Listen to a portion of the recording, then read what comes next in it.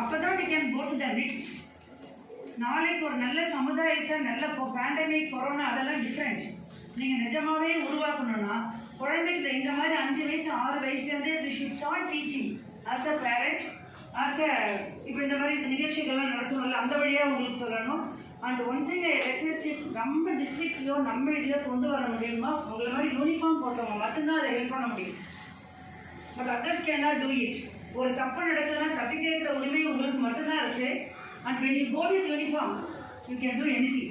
Because people still have got respect for the uniform.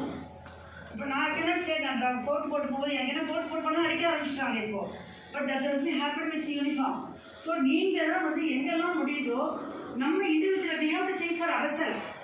நாளைக்கு இந்த community எப்படி கொண்டு போகணும்? டெய்லி போய்ட்டு காங்கிரஸ் இட்லி சாப்பிட்றோம், மதியானம் சாப்பாடு சாப்பிட்றோம், night chapati. That is not life. நான் அப்படியே சாப்பிட்டு என்னையே பார்த்துட்டு இருந்தால் ஐ cannot see the world. whenever எப்போ ட்ராவல் பண்ணும்போது கண்ணை திறந்து வச்சுக்கணும். What is happening in and around. ஒரு குழந்தை இருக்கா, வரவேசம் பொண்ணு இருக்கா, ஒரு பொண்ணு ஃபோன் பண்ணும்போது எல்லாமே நோட் பண்ணணும். Suppose if you feel something is wrong, suppose if you feel that பொண்ணோட பேக்கில் சம்திங் இஸ் ராங். ஏன்னா ஒரு பேக்லேருந்து இருக்கும்போது நாங்கள் எடுத்துருக்கோம், அவ்வளோ பாட்டில்ஸ் ட்ரிங்க்ஸ் எடுத்துருக்கோம் நாங்கள் ஹாஸ்டலில். அவங்க யாருமே குடிகாரன் கிடையாது. பட் எல்லாரோடையும் சேரும்போது ஃப்ரெண்ட்ஸோட சேரும்போது த கேரக்டர். அது மாதிரி ட்ரக்ஸு ஒரு காலேஜ் ரூம் ஒரு பெருக்கிட்டு வந்துட்டு அந்த ஆயாமா கொண்டு வந்து கொடுக்குறாங்க. மேடம் இந்த ரூமில் இருக்குது, இது என்னது madam? Then we went and we found out it is a coolie. அந்த கூலி பின்னாடி அது வரைக்கும் எனக்கே தெரியாது. 15 years. அப்போ அந்த ரூமில் வந்து 25 கூலி இருக்குன்னா அந்த கிளாஸ் ஸ்ட்ரென்த்தே 40 பேர் இருக்க கிளாஸில் 25 கூலினா வாட் இஸ் தட்? அந்த பையன் இன்னைக்கு நாளைக்கு முன்னேறது எப்படி அடுத்த இதை கொண்டு வர முடியும்? Luckily people who are up, they have enjoyed the good life. But இனிமே வர எல்லாருக்கும் you have a risky life where you have to stand on the straight line. அந்த straight line ஆகணும்னா முதல்ல first parents அவங்க குழந்தைங்களை பார்க்கணும். If I am sitting here, I have to look after the children who comes to me. And when you go out, you open the eyes and see the people around us. Especially adolescent children now, they are not going on the right track. அவங்களை காப்பாற்ற because they are not doing with intention. யாருமே வந்து இன்டென்ஷனால எதுவுமே பண்றதில்லை. nobody is there to teach them, nobody is there to guide them. இப்போ class எடுத்துட்டு அந்த online class எடுத்துட்டு 1 hour கிளாஸ் 10 minutes போயிட்டு nobody does. யாருக்கு பவர் இருக்கோ யாருக்கு இருக்கோ அவங்க please open your eyes. At least 4 வெளியில் இருக்க குழந்தைங்களுக்கு தெரிஞ்ச வீட்டில் நம்ம குழந்தைங்க தானாகவே நல்லா வளரும். That is really 100% true. when you concentrate ஒரு ஒர்க்கை ஆரம்பிக்கும் போது ஐ ஸ்டில் ரிமெம்பர் என் பையனை முதல்ல எல்கேஜி சேர்க்கும் போது அந்த முஸ்லீம் லேடி பியூட்டி மேரேஜ் மாரி என் பையனை ஸ்கூல் வரும்போது இனிஷியலி வாட் ஷீட் இருக்கணும் முஸ்லீம் லேடி அழகாக தலைமையில் போட்டு ஷீஸ் பின் ப்ரேயர். இன்னைக்கு whenever the sun is coming up, I think of the teacher because she is doing her duty perfectly. அவங்க சொல்கிறாங்க என்னால் ஒரு குழந்தைய நான் ஆரம்பிக்கும் போது கண்டிப்பாக நான் ப்ரேயர் பண்ணி தான் நான் ஆரம்பிப்பேன். ஸோ அவங்களுக்கு இந்த குழந்தைங்க நிச்சயமாக தேவை கம்மி. ஸோ நம்ம டியூட்டியில் இருக்கும்போது நம்ம எல்லாரும் நம்மளால் என்ன முடியுமோ நாட் 100%, அட்லீஸ்ட் 30% நம்மளால் என்ன முடியும். ஒரு பொண்ணு தப்பு பண்ணுறாங்கன்னா அதை கண்டிப்பாக காப்பாற்றுறது கடமையில கண்டிப்பாக எல்லாருமே இருக்கும் as a member of society. ஏன்னா ஒரு பொண்ணு தப்பு பண்ணால் ஒருத்தரோட முடியறதில்லை. Entire family, entire friends. எனக்கு தெரிஞ்சு ஒரு group of girls came to meet for coffee. Corona காஃபா அந்த காஃபா இந்த காஃபா டவுட்டு. அதுக்கு முன்னாடி இவன் இப்போ மேம் நாங்கள்லாம் சேர்ந்து ஸ்மோக் பண்ணால் எனக்கு காஃப் வந்துருச்சா ma'am. She is a girl of engineering student. So smoking is not fashion. Drinking is fashion. Drugs is fashion. So where the life will come to an end. So உங்களுக்கு அதுலேருந்து awareness கொடுக்கறதுக்கு தான் இந்த மாதிரி awareness ப்ரோக்ராம்லாம் அப்பப்போ conduct பண்ணிகிட்டு இருக்கோம். So நம்மளால் முடிஞ்சு நம்ம என்ன பண்ணணும்னா ஆஸ் ஆஃபீஸர்ஸ் பீப்புள்ஸ் வராது யூ ஜஸ்ட் ட்ரை டு ஈஸியாக கண்டுபிடிச்சோம். நானே ட்ராவல் பண்ணும்போது நிறைய இடத்துல ஐ ஃபவுண்ட் அவுட்.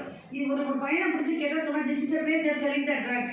ஆனால் அழகாக ஒரு காலேஜ் ஸ்டூடெண்ட் சொல்கிறான் எல்லாரும் போக முடியாது மேடம், அது போகிறதுக்கு ஒரு பெரிய ட்ராக் இருக்குது மேடம். எப்படின்னா அதுக்கு ஒரு சிக்னல் வரும் மேடம். அப்போ இந்த நம்பர் சொல்லணும் மேடம், அந்த கோட்டில் அந்த பேஸ் பண்ணால் அந்த letter I will catch it madam. அங்கே போனால் ரெட் கலர் ஷர்ட் இருக்கணும், he's one he's giving with the drug. அவன் கொண்டு இந்த ஹாஸ்டலில் 15 பசங்களை ஸ்பாயில் பண்ணிட்டு இருக்கோம். அதுக்கு பணம் கிடைக்கணும், அடுத்த நாள் he's going for the next level of threat. So இவ்வளோ என்ன நடக்குதுன்னா நம்மளால் முடிஞ்சதுன்னா let us be sincere to children to the next higher level. என்னெல்லாம் முடியுமோ எஸ்பெஷலி நம்ம இப்போ concentrate as I started with the first cellphone யாருமே ஒன்றும் பண்ண முடியாது. நீங்கள் மட்டும்தான் உங்களை பார்த்துக்கணும்.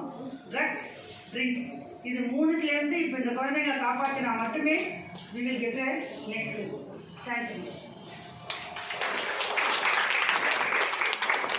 எனக்கு தெரிஞ்சு நான் இங்கே கடலூர் வந்த புதுசில் ஒரு ஸ்கூல் ரொம்ப வில்லேஜ் லெவலில் இருக்கிற ஒரு கவர்மெண்ட் ஸ்கூலில் இயர்லி வந்து அந்த 10th படிக்கிற பசங்க வந்து +2 படிக்கிற பசங்க வந்து 40 பேர் வரைக்கும் அபார்ஷன் பண்ணுறாங்க. இதை கேட்டு நான் வந்து ரொம்ப ஷாக் ஆகிட்டு, இந்த மாதிரி என்ன ஒரு வில்லேஜ் ரொம்ப பின்னாடி இருக்கிற வில்லேஜ் கவர்மெண்ட் ஸ்கூலில் இருக்கிற குழந்தைங்க இந்த மாதிரி பண்ணுறாங்கன்னு சொல்லிட்டு அவங்க போய் அவேர்னஸ் ப்ரோக்ராம் கண்டக்ட் பண்ணோம். தொடர்ந்து ஸ்கூலில் அவேர்னஸ் ப்ரோக்ராம் கண்டக்ட் பண்ணல தைரியமாக குழந்தைங்களே எங்ககிட்ட வந்து AWPSல வந்து கம்ப்ளைண்ட் கொடுத்து நாங்கள் எஃப்ஐஆர் போட்டு நாங்கள் அதில் வந்து எந்த ஒரு வந்து எங்கள்கிட்ட வந்து குழந்தைங்க சம்மந்தமாக பிலோ 18 என்ன கம்ப்ளைண்ட் வந்தாலும் எங்கள்கிட்ட தான் அதில் எந்த ஒரு நாங்கள் இது பண்ணிக்கிறதே கிடையாது, காம்ப்ரமைஸ் பண்ணுறதே கிடையாது. அதிகப்படியான வழக்குகள் வந்து எங்கள் கடலூர் சப்டிவிஷனில் போட்டிருக்கோம் AWPSல. அதில் எந்த ஒரு மாற்றமும் கிடையாது. குழந்தைகளோட பாதுகாப்புக்கு நம்ம முன்னுரிமை கொடுத்து தான் இது பண்ணுறோம். பெண்கள் குழந்தைகள் பாதிக்கப்பட்டவங்க யார் வந்தாலும் இம்மீடியட் நடவடிக்கை அது நாங்கள் வந்து இது பண்ணுறதே கிடையாது. மேடம் சொல்கிற மாதிரி அவங்க என்ன சொல்கிறாங்க, நாங்கள் போய் சொல்கிறத விட நம்ம போய் யூனிஃபார்மில் சொல்லும்போது நம்ம 100 வார்த்தை பேசினா கண்டிப்பாக 2 வார்த்தைனாச்சும் அவங்க கேட்பாங்க. யூனிஃபார்மில் என்ன சொல்கிறாங்கன்றது வந்து அந்த யூனிஃபார்ம் வந்து ஒரு அட்ராக்ஷன். இப்போ நான் மேடம் பேசும்போதை விட நான் பேசும்போது ஏதாவது ஒரு 2 வார்த்தைனாச்சும் காதில் விழும். அதை தான் சொல்கிறாங்க. இது நமக்கு வந்து இது நம்மளோட கடமை, நம்ம இதுக்கு தான் வந்திருக்கோம், இந்த சர்வீஸ் தான் வந்திருக்கோம், இதை நம்ம கண்டிப்பாக பண்ணணும். ஸோ ஸ்கூல் காலேஜஸ்லாம் ஓப்பன் பண்ண பிறகு எல்லாருமே வந்து இதுக்கு முன்னுரிமை கொடுத்து நம்ம வந்து வேலை பார்க்கணும்.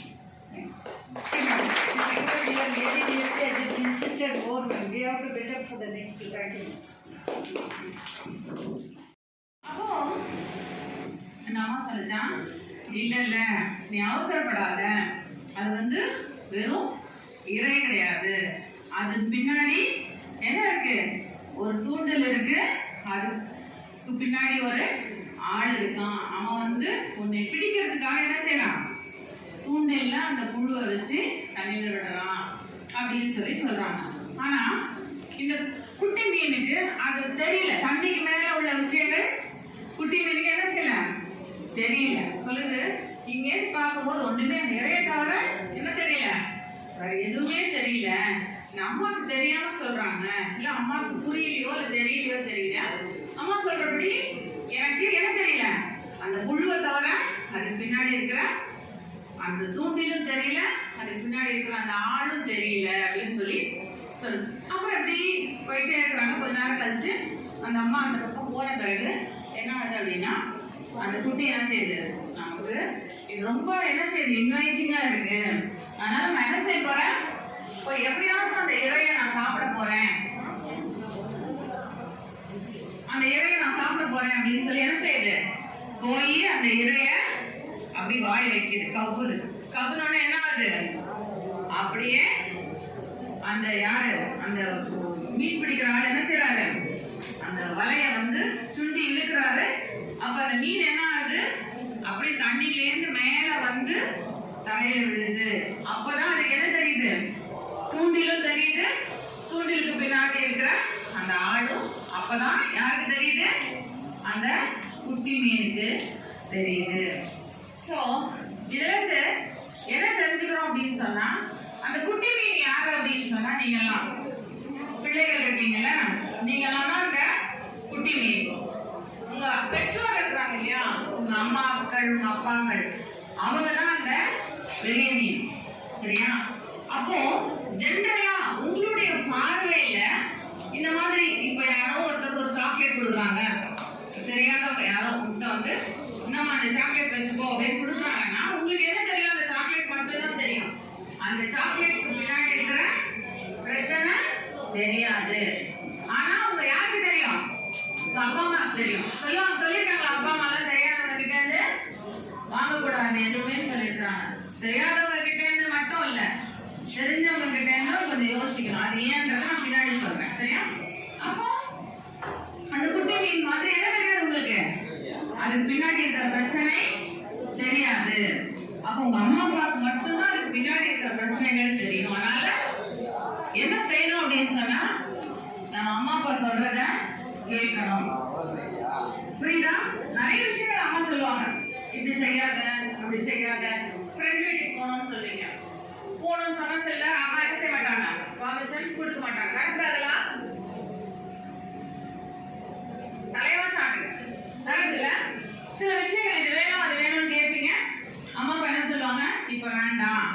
இங்க போகாத, அந்த ஃப்ரெண்டோட சேராத, இப்படி எல்லாம் நிறைய சொல்லுவாங்க. ஆனா நமக்கு என்ன செய்யும்? கோவமா வரும். வருமா? நம்மளுக்கு எல்லாம் கோவம் வரும்ல. எல்லாருக்கும் ரொம்ப கோவம் வரும். ஏன் இந்த அம்மா வந்து இந்த அம்மா ஒண்ணுமே தெரியல. நிறைய பிள்ளைகள் சொல்றது அதுதான். இந்த அம்மாவுக்கு உனக்கு ஒண்ணுமே தெரியாது போமா அப்படிதான் சொல்லுவான். உனக்கு ஒண்ணும் தெரியாதுமா அப்படின்னு சொல்லுச்சு. ஆனா அம்மாக்களுக்கும் அப்பாக்களுக்கும் பெரியவர்களுக்கு என்ன இருக்கு? நிறைய அனுபவம் இருக்கிறது. சரியா? அந்த அனுபவத்தை கொண்டுதான் அவங்களுக்கு அவங்க ஒவ்வொரு காரியத்தையுமே சொல்றாங்க. அதனால இன்னைக்கு ஃபர்ஸ்ட் லேர்னிங் இங்க என்னது? உபயோ பெற்றோர்களே என்ன செய்யணும்? சொல்றத கேட்கணும். அதுதான் நம்மளுடைய ஃபர்ஸ்ட் லெசன். ஏன்னா அந்த குட்டி மீன் மாதிரி நமக்கு என்ன தெரியாது? அந்த இறையை தாண்டி இருக்கிற பிரச்சனை நமக்கு தெரியாது. அதனால அது பெற்றோர்களுக்கு தெரியும். அப்படிங்கிறதுனால அவங்க சொல்ற பேச்ச நம்ம கேட்டு நடக்கும்போது நிறைய பிரச்சனைகள் இருந்து நம்ம என்ன செய்யலாம்? தப்பித்துக் கொள்ளலாம். சரி, இது ஓகேவா? இது வரைக்கும் புரிஞ்சுதா? நீங்க கொஞ்சம் ரியாக்டே பண்ண மாட்டீங்க. புரிஞ்சவங்களால மட்டும் கொஞ்சம் கை மட்டும் தூக்குங்க. நீங்க வாயே திறக்காம கை மட்டும் தூக்குங்க பிள்ளைங்க. அது ஒரு டேப் போட்டோம் கொஞ்சம் செட் ஆகும். அதுக்கப்புறம் ஒரு கேம் வைக்கலாம். ஓகே, புரிஞ்சுதா? போலாமா? நெக்ஸ்ட் போலாமா? உங்களோட நீங்க நிறைய பேசணும். சரியா? ஓகே, சரி. அப்போ இன்னைக்கு குழந்தை உரிமைகள் அப்படின்னு சொல்றாங்க. உங்களுக்கு தெரியுமா ஒவ்வொரு குழந்தைக்கும் எத்தனை உரிமை இருக்கு, என்ன உரிமைகள்லாம் இருக்கு தெரியுமா உங்களுக்கு? தெரியுமா தெரியாதா? தெரியாது. சரி, நம்ம அதுல இருந்தே ஆரம்பிப்போம். சரியா?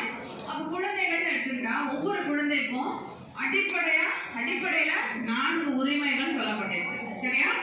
எத்தனை உரிமைகள்? 4 உரிமைகள். அதுல ஃபர்ஸ்ட் என்ன அப்படின்னு சொன்னா வாழ்வதற்கான உரிமை. சரியா?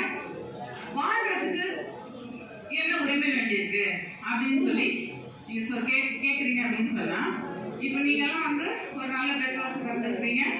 அதனால நல்லா வளர்ந்துட்டீங்க. உங்களுக்கு தேவையானதெல்லாம் உங்க பெற்றோர்கள் செய்யறாங்க, நல்லா வளர்ந்துட்டீங்க. அதனால உங்களுக்கு வந்து அது ஒரு பெரிய பிரச்சனையே கிடையாது. ஆனா நிறைய குழந்தைகளுக்கு வாழ்றதுக்கு கூட அந்த உரிமை கிடைக்கல. ஏன் அப்படின்னு சொன்னா, இப்ப சார் சொன்னார், நேற்று ஒரு குழந்தைய முட்புதர்ல சுக்கி பிறந்த குழந்தை அதை எங்க போட்டாங்க? முள்ளு இருக்கிறவங்க அந்த புதர்ல தூக்கி போட்டுட்டு போயிட்டாங்க. அந்த பெற்றோர்கள் அதை என்ன செஞ்சுட்டாங்க? தூக்கி போட்டுட்டு போயிட்டாங்க. அப்போ அந்த குழந்தை அழுததை பார்த்துதான் என்ன செஞ்சிருக்காங்க? அந்த பப்ளிக் எல்லாம் அந்த குழந்தைய எடுத்து கொண்டு போய் இன்னொருத்தர்கிட்ட ஒப்படைச்சிருக்காங்க. அப்போ அந்த குழந்தைக்கு வாழ்வதற்கான உரிமை வழங்கப்பட்டுட்டா? இல்ல. சரி, ஒருவேளை அந்த குழந்தை ஒரு நாயோ இல்ல காட்டுல போட்டதால ஒரு நரியோ இழுத்துட்டு போயிருச்சுன்னா அந்த குழந்தையோட இது அன்னைக்கே முடிஞ்சிருக்கும். அதே மாதிரி இன்னைக்கு ஸ்கூல் சில்ட்ரன் அபார்ஷன் பண்றாங்க அப்படின்னு சொல்லி அதை பத்தி பேசுறாங்க. ஸோ அபார்ஷன் அப்படின்னு சொல்லும் போது உயிரோட இருக்கிற ஒரு குழந்தைய அதை வந்து கொண்டு இது பண்றதுதான் அபார்ஷன். சரியா? அப்படி பண்ணும்போது என்ன ஆகுது? அந்த குழந்தைக்கு வாழ்வதற்கான உரிமை மறுக்கப்படுதா? அவ்வளவுதான், அந்த குழந்தையோட இது முடிஞ்சிருச்சு. அப்போ என்ன சொல்றாங்கன்னா, கருவுல உருவாகும் ஒவ்வொரு குழந்தைக்கும் அந்த முழுசா வளர்ந்து இந்த உலகத்துல பிறந்து அதுக்கு வாழ்றதுக்கு உரிமை இருக்கிறது. ஆனா நிறைய நேரங்கள்ல உங்க லெவல்ல வந்து நிறைய தெரிஞ்சிருக்காரு, பட் உங்க அம்மா அம்மைக்கெல்லாம் நிறைய தெரிஞ்சிருப்பாங்க, நிறைய கேசஸ் பார்த்துருப்பாங்க. எத்தனை குழந்தைகளுக்கு அந்த வாழ்வு உரிமை மறுக்கப்பட்டிருக்கு அப்படின்னு சொல்லி. சரியா? ஸோ வாழ்வு உரிமை அப்படின்னு சொல்லும்போது வெறுமனே பறந்து வளர்றதுன்னு இல்லை. ஒரு குழந்தை பிறந்தா அதுக்கு நல்ல சாப்பாடு கிடைக்கணும், அதுக்கு தேவையான மருத்துவ வசதிகள் கிடைக்கணும், அதுக்கு எல்லாமே கிடைச்சி அது நல்லா வளர்ந்தாதான் அதுக்கு வாழ்வதற்கான உரிமை கிடைச்சதான் அர்த்தம். 2வது உரிமை வளர்ச்சி உரிமை. சரியா? ஒரு குழந்தை இந்த பூமியில பிறந்தா அது நல்ல விதமா வளர்றதுக்கு அந்த குழந்தைக்கு எல்லா உரிமையும் இருக்கு. நல்ல விதமா வளர்றது அப்படின்னு சொல்லும்போது அந்த குழந்தைக்கு என்ன வேணும்? நல்ல சாப்பாடு வேணும், நல்ல துணிமணி வேணும், நல்ல விளையாட்டு வேணும், நல்ல சத்தான உணவு, மெடிக்கல் ஃபெசிலிட்டிஸ் எல்லாமே அந்த குழந்தைக்கு வேணும். சரியா? அப்பதான் அந்த குழந்தை என்ன செய்ய முடியும்? நல்லா வளர முடியும். வளர்றது அப்படின்னு சொன்னா வெறும் பிசிக்கலா வளர்றது மட்டும் கிடையாது, வெறும் சாப்பிட்டு உட்காந்து வளர்றது அப்படி கிடையாது. இங்கிலீஷ்ல வந்து அதை சரியா சொல்லிருப்பாங்க, டெவலப்மெண்ட் அப்படின்னு சொல்லிட்டு. அதாவது வளர்ச்சி அப்படின்னு சொன்னா ஆளும் வளரணும், அறிவும் வளரணும். அது 2த்துக்கும் அந்த குழந்தைக்கு உரிமை இருக்குன்னு சொல்றாங்க. ஃபர்ஸ்ட் என்னது? வாழ்வுரிமை, அடுத்து வளர்ச்சி உரிமை, 3வது வந்து பாதுகாப்பு உரிமை. எந்த ஒரு குழந்தைக்கும் பிறந்த குழந்தைக்கும் வளர்கிற குழந்தைக்கும் சரியான பாதுகாப்பு தேவை. எல்லா விதமான ஆபத்துகளிலிருந்து அந்த குழந்தைக்கு பாதுகாப்பு தேவை. முக்கியமா இன்னைக்கு காலகட்டத்தில் இந்த பாலியல் குற்றங்களிலிருந்து அந்த குழந்தைகளை என்ன செய்யணும்? கண்டிப்பா பாதுகாக்கணும். அதனால அந்த குழந்தைக்கு என்ன உரிமை இருக்கு? பாதுகாப்பு உரிமை, வாழ்வுரிமை, வளர்ச்சி உரிமை, பாதுகாப்பு உரிமை, கடைசியா பங்கேற்பு உரிமை. சரியா? இன்னைக்கு பாத்தீங்கன்னா குழந்தைகளுக்காக நிறைய திட்டங்கள் செய்யறாங்க. ஆனா அதுல குழந்தைகளோட பங்களிப்பு இருக்கிறது இல்லை. நிறைய நேரம் குழந்தைகள் என்ன சொல்றாங்க? எங்களுக்கு என்ன வேணும்னு எங்களுக்கு தான் தெரியும், ஆனா எங்களை நீங்க கேட்கவே மாட்டீங்களே அப்படின்னு சொல்லி. அதனால நம்ம குழந்தைகளுக்காக உருவாகும் திட்டங்களில குழந்தைகளுடைய பங்களிப்பு இருக்கணும் அப்படின்றத சொல்றாங்க. சரியா? இப்ப நீ சாதாரணமா நம்முடைய குடும்பங்கள்ல பாக்குறோம் அப்படின்னு சொன்னா, அம்மா அப்பா ஏதோ ஒரு பெரிய முக்கியமான விஷயத்துக்கு பேசிட்டே இருக்காங்க. அதை பத்தி குழந்தைகள் போய் ஒருவேளை ஏமா இது இப்படி பண்ணலாமே அப்படி பண்ணலாமே அப்படின்னு சொல்லும் போது எத்தனை வீட்டுல அந்த பெற்றோர் அதை ஏற்றுக்கிறாங்கன்னு எனக்கு தெரியல. நிறைய நேரம் என்ன சொல்லிடுவாங்க? நீ சின்ன பிள்ளை, உனக்கு மட்டும் தெரியாது, நீ போ அப்படின்னு சொல்லிடுவாங்க. அந்த மாதிரி இல்லாம குழந்தைகளோடு சேர்ந்து நம்முடைய ஃபேமிலி லைஃப் எல்லாத்தையுமே நம்ம திட்டமிடும் போது அதுல நல்ல ஒரு நிறைவை நம்மளால காண முடியும். சரியா? ஸோ அது 4 விதமான உரிமைகள். அப்ப இந்த 4 விதமான உரிமைகள் குழந்தைங்களுக்கு இருக்கு அப்படின்னு எல்லா இடத்துலயும் சொல்லி கொடுத்துறோம். அப்போ எங்க போனாலும் என்ன பேசுறாங்க? Child rights, child rights. எனக்கு இதெல்லாம் உரிமை இருக்கு, எனக்கு இதை கொடு அப்படின்னு குழந்தைகள் கேட்கிறாங்க. ஆனா குழந்தைகளுக்கு உரிமைகள் மட்டும் இல்லாம இன்னொன்னு இருக்கு. என்னது? பொறுப்பு. உரிமை மட்டும் இல்லாம உங்களுக்கு என்ன இருக்கு? பொறுப்பு இருக்கு நிறைய. அப்ப என்ன பொறுப்பு? எங்களுக்கு போய் குழந்தைகளான எங்களுக்கு என்ன பொறுப்பு இருக்கு அப்படின்னு நீங்க யோசிக்கலாம். உங்களுடைய இந்த குழந்தை பருவத்துல உங்களுடைய முக்கியமான பொறுப்பு என்னது அப்படின்னு சொன்னா என்னது? படிக்கிறது மட்டும்தான். ஒழுங்கா படிக்கிறது மட்டும்தான் உங்க வேலை, உங்க பொறுப்பு. சரியா? உங்களுக்கு தேவையானது எல்லாமே யார் தரா? உங்களுடைய பெற்றோர் உங்களுக்கு கொடுத்துடுறாங்க. அப்போ நீங்க என்ன செய்யணும்? நல்லா படிக்கணும். அது மட்டும்தான் இப்ப உங்களுடைய பெரிய பொறுப்பு. அதுவும் இல்லாம குடும்பத்துல பெற்றோருக்கு இணைந்து உதவி செய்யற அந்த ஒரு பொறுப்பும் இருக்கு. நிறைய பெற்றோர் என்ன செய்யறது இல்ல, குழந்தைங்களை ஒண்ணுமே வேலை வாங்குறதே கிடையாது. அது சின்ன பிள்ளைங்க அதே மாதிரி என்ன செய்வாங்க? பொம்பளை பிள்ளைங்களை வேலை வாங்குவாங்க, ஆம்பளை பிள்ளைங்களை வேலை வாங்குறதே கிடையாது. எவ்வளவுக்கு எவ்வளவு ஆம்பளை பிள்ளைங்களை வேலை செய்யாம வளர்க்குறீங்களோ கரெக்டா போய் அவங்க என்ன செய்வாங்க? கொண்டாட்டிக்கிட்ட மாட்டுவாங்க. மாட்டிட்டு அப்ப வேலை செய்ய முடியாம தரணும். அப்படி இல்ல, நம்ம எல்லாருமே இன்னைக்கு வேலை செய்ய கற்றுக்கொள்ள வேண்டிய ஒரு நிர்பந்தத்துல நம்ம இருக்கிறோம். சரியா? அதனால வீட்டுல சின்ன சின்ன வேலைகள் அம்மா அப்பாவுக்கு உதவியா என்ன செய்யுங்க? சின்ன சின்ன வேலைகள் செய்து நீங்க அம்மாவுக்கு உதவியா இருக்கும்போது அம்மாவுக்கும் சந்தோஷமா இருக்கும், அது உங்களுக்கும் சந்தோஷமா இருக்கும். சரியா? சோ உங்களுக்கு 2 உரிமைகள் மட்டும் இல்லாம என்ன இருக்கு? பொறுப்புகளும் இருக்கு அப்படின்றத நீங்க புரிந்து கொள்ளணும். சரியா? சரி, நீங்க கூட வந்து குட்டீஸ் வந்து ரொம்ப கம்மியா தான் இருக்கீங்க, கொஞ்சம் ஓரளவுக்கு அடலசன்ட் கேர்ள்ஸ் நிறைய இருக்கிறீங்க. சரியா? ஸோ உங்களுடைய வளர்ச்சி குறித்து சில காரியங்களை நம்ம பார்ப்போம். உங்களுக்கு என்ன நடக்குது? குழந்தைனா முதல்ல குழந்தைனா யாரு? எத்தனை வயசுல இருந்து எத்தனை வயசுக்குள்ள? பெரியவங்க சொல்லாதீங்க, பசங்க சொல்லுவாங்க. எத்தனை வயசு வரைக்கும் ஒருத்தர் குழந்தைன்னு சொல்லலாம்? சொல்லுங்க, சொல்லுப்பா. சும்மா இது ஒன்றும் பெரிய இன்வெஸ்டிகேஷன் கிடையாது. சரியா? ரொம்ப கேஷுவலா நம்ம வீட்டுல பேசுற மாதிரி நம்ம பேச போறோம். சொல்லுங்க, எத்தனை வயசு வரைக்கும் ஒருத்தர் குழந்தைன்னு சொல்லலாம்? தெரியாதா? சொல்லுடா. 5 வயசு. அப்புறம்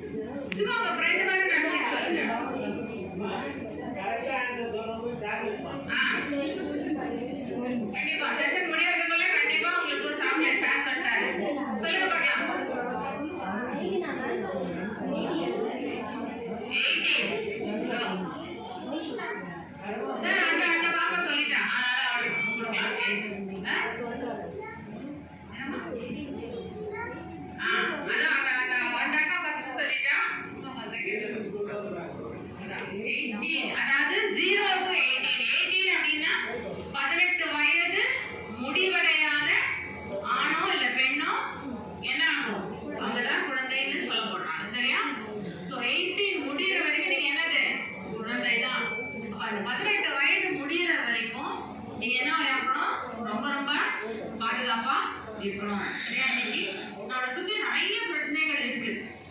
டிவில பாக்குறோம், பேப்பர்ல வாசிக்கிறோம், எல்லாமே நமக்கு தெரியும். நாம என்ன நினைச்சுக்கிறோம், நமக்கு இதெல்லாம் ஒண்ணும் வராது, நம்ம பெரியவங்களே அப்படிதான் நினைக்கிறாங்க, நம்ம பிள்ளைங்களுக்கு எல்லாம் ஒன்றும் இந்த பிரச்சனை எல்லாம் வராது அப்படின்னு சொல்லி நினைக்கிறாங்க. அது அப்படி கிடையாது. யாருக்கு வேணாலும் அந்த பிரச்சனைகள் வருவதற்கு வாய்ப்பு இருக்கு. அதுக்குரிய சரியான நம்ம பாதுகாப்பு முறைகளை நம்ம பின்பற்றாவிட்டால் யார் வேணாலும் இந்த மாதிரி ஒரு பிரச்சனையில மாற்றத்துக்கு வாய்ப்பு இருக்கு. சரியா? சரி, அப்ப குழந்தைகள் சொல்றோம் 0 to 18 அப்படின்னு சொல்றோம். அப்போ குழந்தைகள் எடுத்துக்கிட்டோம்னா இந்த 0 to அந்த குழந்தைகளோட வெவ்வேறு பருவநிலைகளை பார்ப்போம். இது வந்து பெரியவங்களும் கேட்டுக்கோங்க, உங்களோட புரிதலுக்காகவும் இது நான் சொல்றேன். இப்போ 0 to 3 years வரைக்கும் ஒரு குழந்தைக்கு பார்த்தீங்கன்னா அதற்கு முக்கியமான தேவைகள் என்னவா இருக்கும் அப்படின்னு சொன்னா, அந்த வயிற்றுக்கு சாப்பாடு, கொஞ்சம் விளையாடுறது, அது மட்டும்தான் அந்த குழந்தைக்கு முக்கியமான தேவையாக இருக்கும். அதுக்குரிய அந்த தேவைகளை பூர்த்தி செய்தால் அந்த குழந்தை என்ன இருக்கும், நல்லா ஹெல்த்தியா வளரும். அப்புறம் 3 to 6 வயசு அப்படின்னு சொல்லி பார்க்கும்போது அவங்க பள்ளிக்கூடம் போறதுக்கான ஒரு வயசு அது. ஸோ பள்ளிக்கூடம் போகும்போது அவங்க என்ன செய்யறாங்க, ஒரு சின்ன ஒரு சர்க்கிளை விட்டு தாண்டி வெளியில போறாங்க. அப்போ அவங்களுடைய அந்த வேர்ல்டு, அவங்களுடைய உலகம் என்ன ஆகுது, அந்த வீட்டுக்குள்ளே இருந்து தாண்டி வெளியில போய் பொது மக்கள் ஜனங்கள் கிட்ட பழகிற ஒரு சூழ்நிலைக்கு அந்த குழந்தைகள் தள்ளப்படுறாங்க. அப்ப கூட அவங்களுக்கு ஒரு பெரிய விஷயங்கள்லாம் என்னன்னா சாதாரணமா படிக்கிறது, விளையாடுறதுன்னு அவங்களுடைய காரியங்கள் நடந்து கொண்டே இருக்கும். அதே மாதிரி கிட்டத்தட்ட 10 வயசு வரைக்கும் பாத்தீங்க அப்படின்னு சொன்னா பிள்ளைகளுக்கு வந்து பெரிய தேவை ஒண்ணுமே இருக்காது. அதாவது அவங்களுக்கு வயிற்றுக்கு சாப்பாடு, துணிமணி, அவங்களுடைய படிப்புக்கான தேவைகள், விளையாட்டு தேவைகள், இதுதான் ஜென்ரலா பிள்ளைகளுக்கு தேவைகள் அப்படின்னு சொல்லி இருக்கும். இப்போ முன்னாடி பார்த்தோம் அப்படின்னு சொன்னா ஒரு 12 வயது 13 வயதுல தான் பிள்ளைகள் வந்து வயசுக்கு வர்ற அந்த ஒரு காலகட்டம் இருந்துச்சு. ஆனா இன்னைக்கு என்ன ஆச்சு, எத்தனை வயசுல வராங்க பிள்ளைங்க? இப்ப பெரியவங்களும் பதில் சொல்லலாம், 10 வயசு 9 வயசுலயே இன்னைக்கு பிள்ளைகள் பெரிய பிள்ளைகள் ஆயிடுறாங்க. அதுக்கு காரணம் என்ன அப்படின்னு சொன்னா நம்முடைய வாழ்வு முறை, நம்முடைய சாப்பாடு முறை, இதெல்லாம் தான் அதுக்கு நிறைய காரணம். அப்போ அந்த காலத்துல பாத்தீங்க அப்படின்னு சொன்னா திருமணம் அப்படின்னு ஒழுங்காகி திருமணம் ஆகிற வரைக்கும் பெண்களுக்கு வந்து திருமணம்னா என்னன்னு தெரியாம இருந்துச்சு. ஆனா இன்னைக்கு சின்ன சின்ன பிள்ளைகளுக்கு கூட அது என்ன அப்படின்னு சொல்லி தெரியுது. ஏன்னா இன்னைக்கு என்னாச்சு, எப்படி தெரியுது அவங்களுக்கு, டெக்னாலஜி வளர்ந்துருச்சு, செல்லுல எல்லாமே அவங்க பார்க்கக்கூடிய ஒரு சூழ்நிலை. அப்படி அவங்க எக்ஸ்போஸ் ஆகும்போது அந்த குழந்தைகளுக்கு என்ன ஆகும் அப்படின்னு சொன்னா நிறைய கேள்விகள் வரும். சரியா? முக்கியமா பாத்தீங்கன்னா இந்த 10 வயசுக்கு மேல, இந்த 10ல இருந்து 18 முன்னாடி டீன்ஸ் சொல்லுவோம், 13 to 18 சொல்லுவோம். ஆனா இது அந்த பீரியட் வந்து கொஞ்சம் முன்னாடி வந்துச்சு. அதனால அந்த 10 to 18 அந்த ஏஜ் குரூப்ல குழந்தைகளுக்கு என்ன ஆகும் அப்படிங்கிறத முதல்ல நம்ம தெரிஞ்சுக்கணும். சரியா? அப்ப இங்க இருக்கிற குழந்தைகளும் தெரிஞ்சுக்க போறீங்க, பெற்றோர்களும் தெரிஞ்சுக்க போறீங்க. இது ஒன்றும் வந்து ஒரு மாதிரி இதை குறித்து கூச்சப்படவோ வைக்கப்படவோ ஒண்ணுமே இல்லை. உலகத்துல எல்லாருக்கும் நடக்கிற விஷயங்கள் தான் நம்ம இன்னைக்கு தெரிஞ்சுக்க போறது. எல்லாருக்குமே அவங்க ஒவ்வொருவருக்கும் உள்ள நடந்து கொண்டிருக்கிற விஷயங்கள் தான். சரியா? அதனால கூச்சப்படுறதுக்கும் சங்கடப்படுறதுக்கும் எதுவுமே கிடையாது. நம்ம பார்த்தோம் அப்படின்னு சொன்னா அந்த காலகட்டத்துல குழந்தைகளுக்கு என்ன ஆகுது அப்படின்னு சொன்னா அந்த முக்கியமா பெண்கள் பூப்படையும் அந்த வயது வரும்போது அவங்களுடைய உடல்நிலைகள்ல நிறைய மாற்றங்கள் ஏற்படுது. சரியா? நல்லா சும்மா சாதாரணமா இருந்த பொண்ணு என்ன ஆகிடும், டக்குன்னு ஒரு வருஷத்துக்குள்ள வயசுக்கு வந்துட்டாங்கன்னா அந்த 1 வருஷத்துக்குள்ள மதம் வளர்ந்து ரொம்ப உயரமா இருக்கும் அந்த பிள்ளை. அந்த பிள்ளையோட உடல் வளர்ச்சி வந்து ரொம்ப அதிகமாக இருக்கும். பாய்ஸ்க்கும் சரி கேர்ள்ஸ்க்கும் சரி. கேர்ள்ஸ்க்கு என்ன ஆகும் அப்படின்னு சொன்னா அவங்களுக்கு பிரைவேட் பார்ட்ஸ்ல முடி வளரும், பிளஸ் அவங்களுடைய மார்பகங்கள் பெரிதாகும், அவங்களுடைய இடுப்பு பகுதி வந்து ஒரு மாதிரி நல்ல ஒரு ஷேப்பா நல்லா ஸ்ட்ரென்தன் ஆகும். சரியா? இதெல்லாம் பெண்களுக்கு நடக்கும். ஆண் பிள்ளைகளுக்கு என்ன நடக்கும் அப்படின்னு சொன்னா முக்கியமா அவங்களுடைய குரலிலே மாற்றம் ஏற்படும், மீச தாடி எல்லாம் வரும். பெண்கள் வந்து இந்த பருவத்துல பாத்தீங்கன்னா கொஞ்சம் நல்லா அழகாயிட்டே போவாங்க. ஆனா ஆண் பிள்ளைகள் பாத்தீங்கன்னா ஒரு மாதிரி 2 கட்டானா இருப்பாங்க. அவங்களுக்கு வந்து அது மீச பாதி வளர்ந்து வளராம, தாடி பாதி வளர்ந்து வளராம, அது வந்து ஒரு மாதிரி ரொம்ப இன்கன்வீனியன்ட், ரொம்ப அன்கம்ஃபர்டபுளான ஒரு பீரியட் ஆண் பிள்ளைகளுக்கு. சரியா?